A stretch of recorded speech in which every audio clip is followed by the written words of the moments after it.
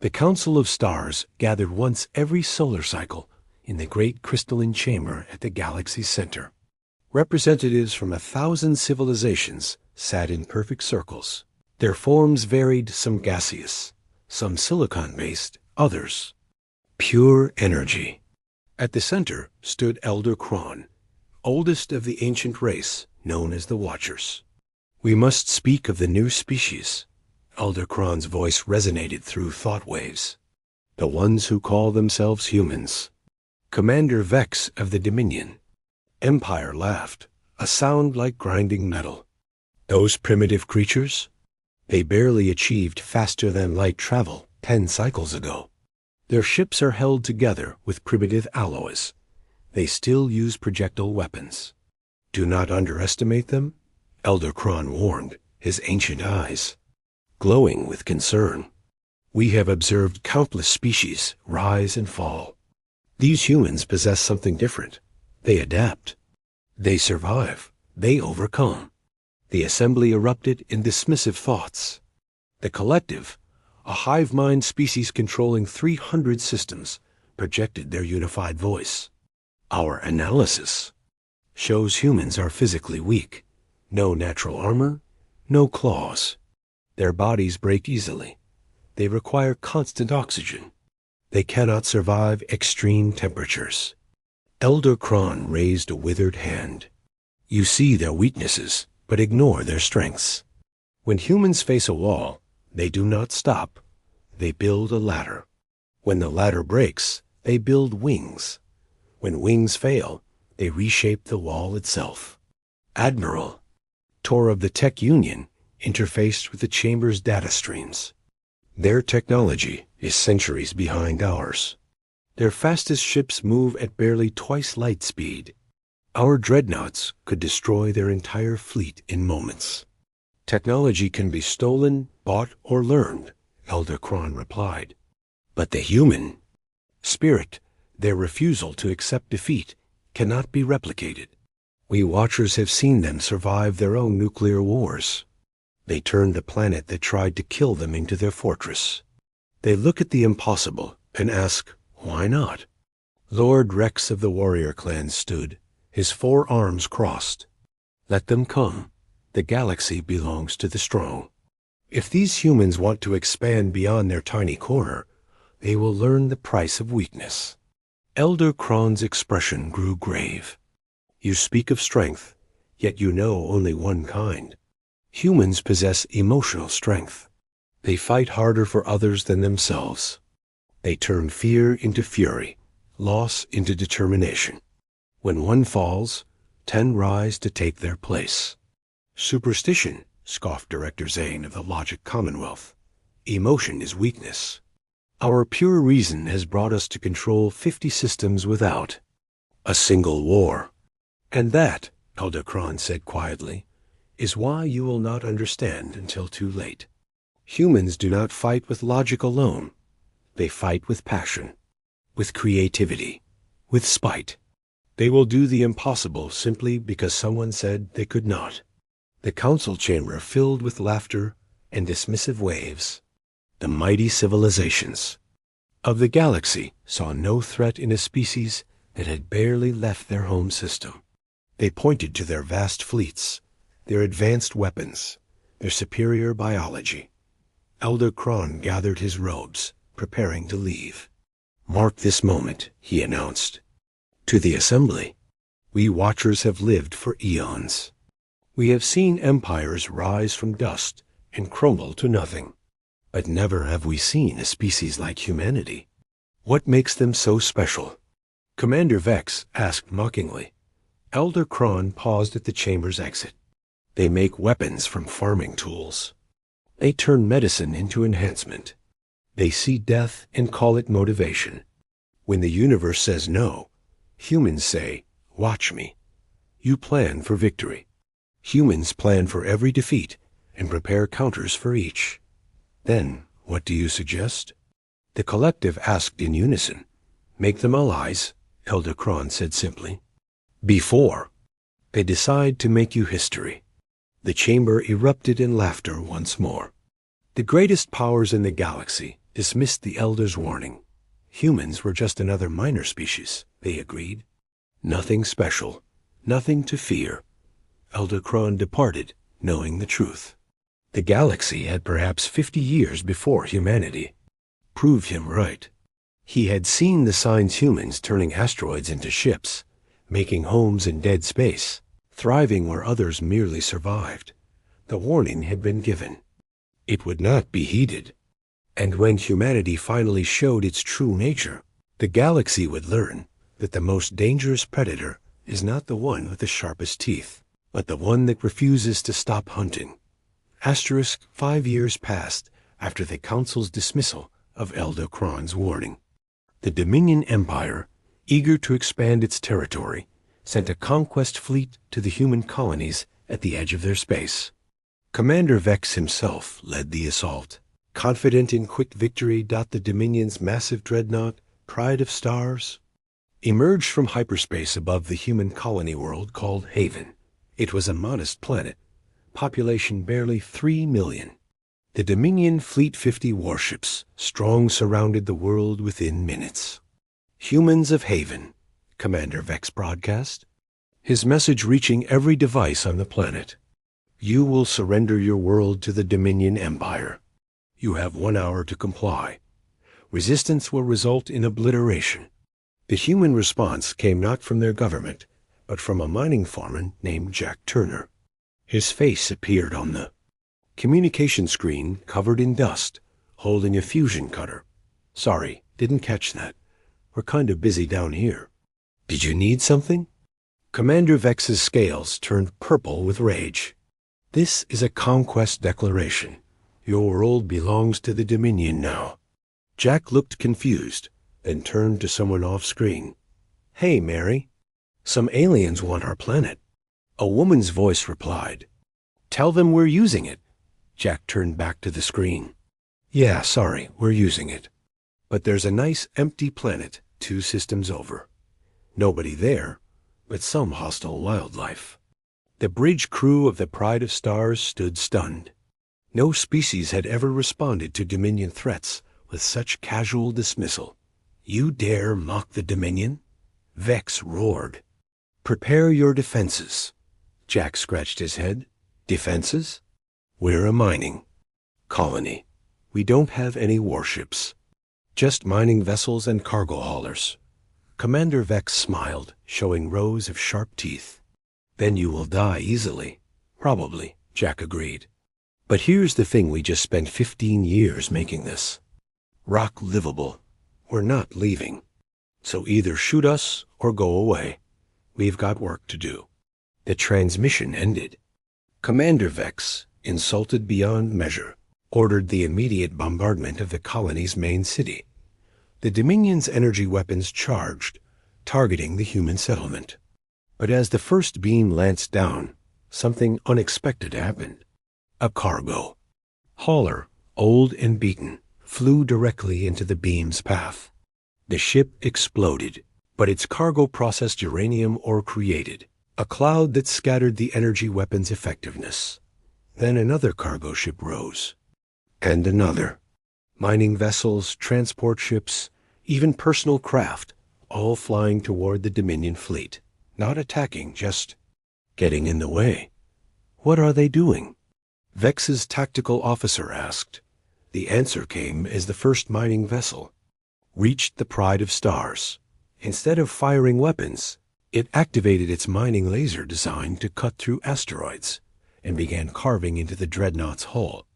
The laser was weak by military standards, but it was never meant for combat. It was meant to work continuously for hours. More mining ships joined, their industrial tools repurposed. Cargo haulers rammed smaller Dominion vessels, their holds filled with explosive mining charges. Transport ships broadcast signals that interfered with targeting systems, not military jamming. Just industrial equipment turned to maximum output. The humans were not fighting a war. They were going to work, and the Dominion fleet was simply in their way. Destroy them all. Vex commanded. The Dominion fleet opened fire, destroying dozens of human vessels. But for every ship destroyed, 2 more launched from the planet. The colonists were taking apart their own infrastructure, turning everything into a weapon. Irrigation pipes became missile tubes. Mining explosives became bombs. Even their communication satellites were piloted into collision courses. Then the children got involved. Teenagers who had grown up playing flight simulators took control of maintenance drones, flying them into engine exhausts. Kids who knew every inch of their colony's systems hacked Dominion computers with programs designed for their school projects. The battle lasted 18 hours. A Dominion fleet designed for conventional warfare found itself unable to cope, with an entire population that refused to stop. Humans didn't retreat when damaged, they limped forward. They didn't surrender when outnumbered, they got creative. Finally, with half his fleet damaged or destroyed by mining equipment and repurposed civilian technology, Commander Vex ordered a retreat.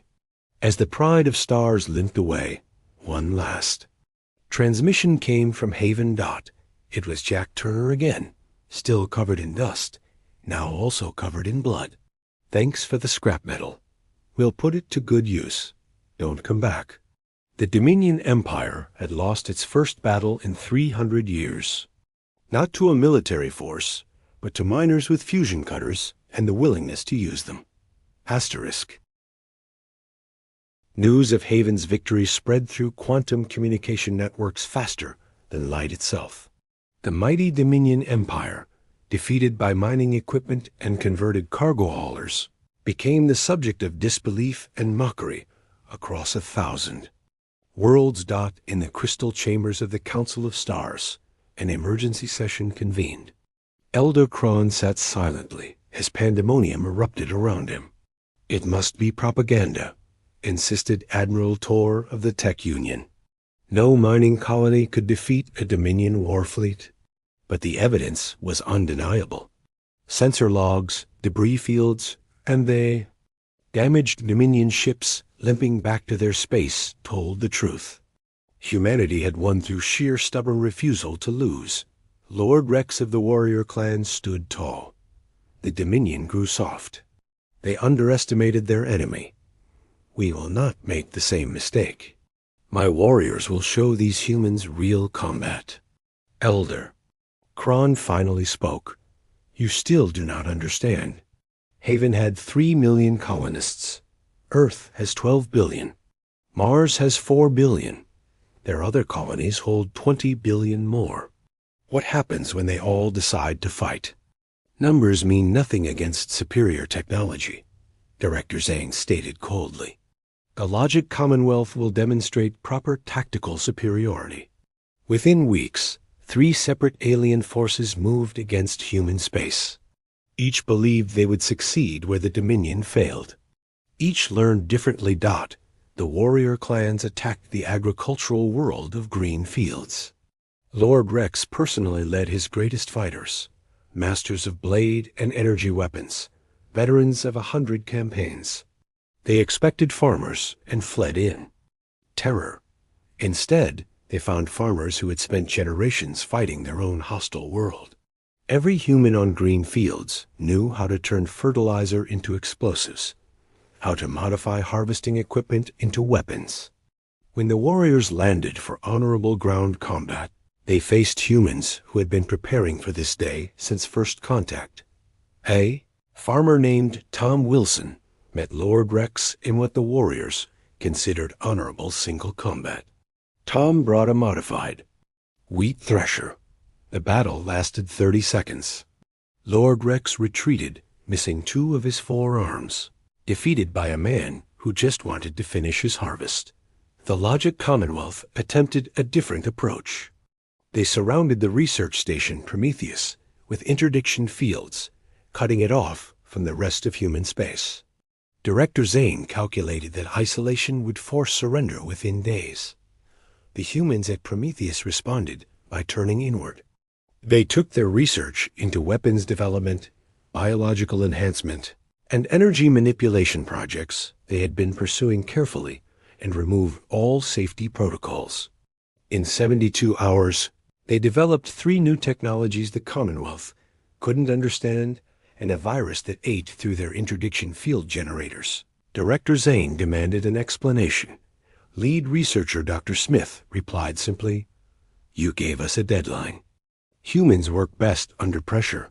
The Tech Union made the gravest error. They attempted to hack Earth's defense networks, confident their superior technology could disable human resistance without firing a shot.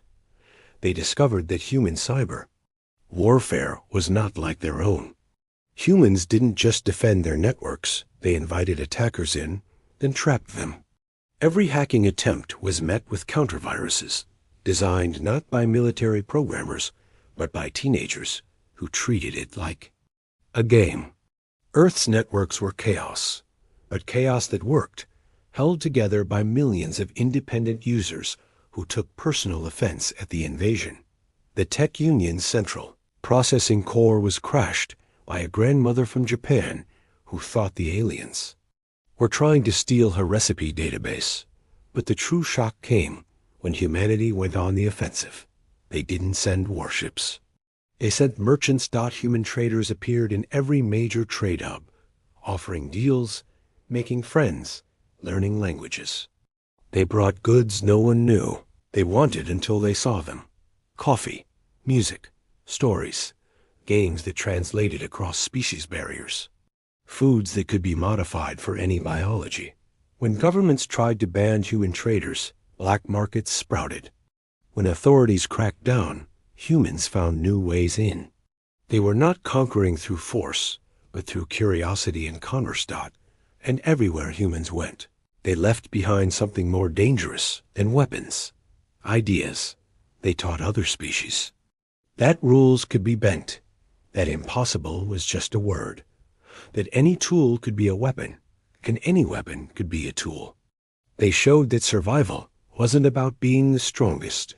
It was about being too stubborn to quit. Elder Kron watched it all unfold, neither surprised nor pleased. At the next council gathering, attendance was notably smaller. Several civilizations were too damaged to send representatives. Others were too busy trying to understand what had happened. "You gave them a common enemy," Elder Kron said quietly. "You united them. Now they know they can win." 1 year after the failed invasions, humanity did something no species in galactic history had ever done. They called their own council. The message went out to every civilization, every empire, every collective in known space. The United Earth Coalition invites all spacefaring species to gather at the neutral station Harmony Point. We need to talk. It wasn't a demand. It wasn't a threat. It was an invitation written in 6,000 languages, delivered by human traders who had somehow learned them all. The galaxy's powers debated attending. Pride wounded, many wanted to refuse, but curiosity won. How had humanity, in just 1 year, gone from defending mining colonies to calling galactic meetings? Harmony Point was a human creation, a massive station built from salvaged dominion. Ships, warrior clan armor, Commonwealth processors, and Tech Union generators. It was ugly, asymmetrical, and shouldn't have worked. But it did, because humans had made it work. The assembly hall could accommodate every known type of life form. Atmosphere controls adjusted automatically. Gravity shifted in sections. Even the void dwellers, beings of pure dark energy, had space prepared for them. President Maria Santos of the United Earth Coalition stood at the central podium. She was elderly, walking with a cane, her voice quiet but clear through the translators. "Thank you for coming," she began. "We called this meeting because we have something important to say. We don't want to conquer you." Silence filled the hall. This was not what anyone expected. "Humans are explorers," Maria continued. "We're traders. We're builders. Yes, we're fighters when we need to be, but that's not what drives us. We didn't leave Earth to build an empire. We left to see what's out there." Commander Vex, his pride still stinging, stood. You defeated our forces. You crippled our ships. What do you call that if not conquest? Maria smiled. Self-defense. You attacked us.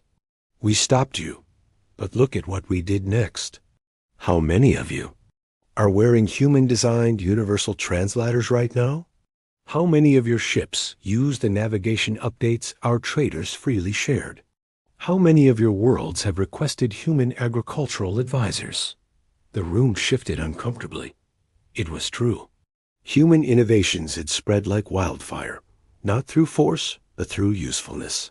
We have a proposal, Maria announced. Join U.S., not as subjects, not as conquered peoples, but as partners.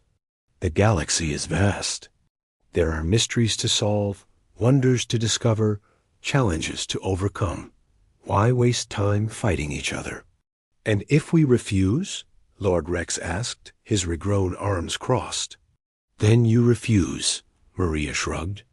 We'll keep trading with those who want to trade.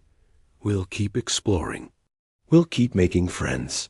But know this humanity is here to stay. We've survived ice ages, plagues, nuclear war, and each other. We've now survived you. We're not going anywhere. Director Zane's logical. Mind processed rapidly. You're saying resistance is futile? No, Maria laughed. I'm saying resistance is pointless. Work with us, and we'll share everything we learn. Fight us, and we'll survive anyway, but you'll miss out on the adventure. Elder Kron stood slowly. And what of those who have wronged you? The Dominion attacked your colonies. The warriors killed your farmers. The Commonwealth tried to starve your researchers. The Tech Union attempted to destroy your infrastructure. Maria's expression grew. Serious. On Earth, we have a saying, the best revenge is massive success. The Dominion's attack taught us our weaknesses. The warriors showed us we needed better ground defenses. The Commonwealth pushed us to innovate faster. The Tech Union helped. U.S. understand our networks better. In trying to destroy us, you all made us stronger. She paused, letting this sink in. We don't hold grudges. We hold lessons. Every species here has something to teach, something to offer. The Dominion's logistics, the warriors' combat techniques, the Commonwealth's reasoning, the Tech Union's technology. Imagine what we could accomplish together. A young human approached the podium, handing Maria a device. She smiled and pressed it. Suddenly, the hall filled with a holographic display, a map of the galaxy, but not as anyone knew it. It showed trade routes connecting every system, research, stations in unexplored space, medical facilities on quarantined worlds, agricultural ships turning dead rocks into gardens. This is our 5-year plan, Maria announced. With or without you, but it would be better with you. The assembly erupted in discussion. For the first time in galactic history, a species was offering partnership instead of demanding submission. They were proposing cooperation instead of conquest. And everyone remembered Elder Kron's warning. Humanity had indeed become unstoppable, not through military might, but through something far more powerful, the absolute refusal to be stopped. 5 years after humanity's invitation at Harmony Point, the galaxy had transformed beyond recognition. The United Galactic Alliance, a name suggested by a human, child and unanimously adopt, included 800 of the 1,000 known civilizations. Elder Kron stood in the new council chambers, built into a massive human design called a ring. World, an impossible structure that shouldn't exist, but did because humans decided physics was more like guidelines than rules. He watched the organized chaos below with something approaching wonder. A Dominion engineer worked alongside a human mechanic, arguing about the best way to improve hyperdrive efficiency. Their solution combining Dominion precision with human. Good enough engineering had increased travel speeds by 30% galaxy-wide. Warrior. Clan fighters trained with human marines in what humans called war games, combat without death. competition without conquest. The warriors had initially been insulted by the concept. Now they were addicted to it, constantly demanding rematches and developing new strategies. The Logic Commonwealth worked with human philosophers on something called practical chaos theory, finding patterns in humanity's seemingly random decision-making. Director Zane had publicly admitted that human logic had a logic of its own, one that somehow produced consistently successful results. The tech union had perhaps changed the most. After working with human programmers, they discovered that bugs in code could become features, that imperfection could breed innovation. Their latest processing cores were deliberately designed with what humans called room for creativity. But it wasn't just the major powers that had transformed. Smaller civilizations, previously overlooked or oppressed, found their voices amplified by human advocacy. Humans had an annoying habit of asking, why not? Whenever someone said something couldn't be done. The Moss Collective, a plant-based species everyone had ignored, partnered with human botanists to develop food sources that could grow in any environment. The tiny whisper race, being so small they lived between molecules, worked with human nanotechnologists to revolutionize medicine. Even the mysterious void dwellers had found kinship with human physicists who were equally comfortable with the impossible. President Santos had retired, replaced by President James Chun, a colony-born human who had never seen Earth until his inauguration. His first act was to propose something audacious, even by human standards: the Great Expedition. Beyond our galaxy lie others, he announced to the Alliance. Andromeda is our nearest neighbor, but there are billions more. Why should we limit ourselves to one galaxy? The proposal should have been dismissed as impossible. The distance between galaxies was measured in millions of light years. But humanity had taught the galaxy a new response to impossible. Let's figure it out. The project became a galactic obsession. Every species contributed their expertise. The Dominion provided logistics, the warrior security, the Commonwealth calculations, the Tech Union processing power. Hundreds of other species added their knowledge, from the psychic navigation of the mind weavers to the temporal manipulation of the clockmakers. Humans contributed what they always did: the absolute certainty that it could be done, and the willingness to try anyway if it couldn't. The prototype intergalactic ship was, like everything humans touched, a mess that worked. It was built from technologies that shouldn't interact, powered by energies that shouldn't coexist, crewed by species that shouldn't cooperate. The designers called it Stubborn Hope. Elder Kron was invited to speak at its launch. Standing before the assembled alliance, he remembered his warning from years past. He had been right: humanity was unstoppable. But he had been wrong about what that meant. I once warned this galaxy about humanity, he began. I spoke of their refusal to accept defeat, their dangerous creativity, their unstoppable nature. I was correct in my observation, but wrong in my implication. He paused, looking at the mix of species human and alien working together. Humanity's greatest weapon was never their stubbornness or creativity. It was their ability to make others believe in the impossible. They didn't conquer us with ships or weapons. They conquered us with hope, with the simple, absurd belief that tomorrow could be better than today, that enemies could become friends, that the impossible was just another challenge. The crowd stirred as Kron continued. They showed us that being unstoppable wasn't about being unable to be defeated. It was about being unable to stop trying. And now they've made us all unstoppable too. As the Stubborn Hope prepared for its maiden voyage to Andromeda, carried by a human captain and a crew from 50 different species, Elder Kron smiled. The galaxy had heeded his warning far too late, or perhaps exactly when it needed to. Humanity had indeed become unstoppable. And, in doing so, they had made the entire galaxy unstoppable alongside them. The age of conquest was over. The age of exploration had begun. Asterisk.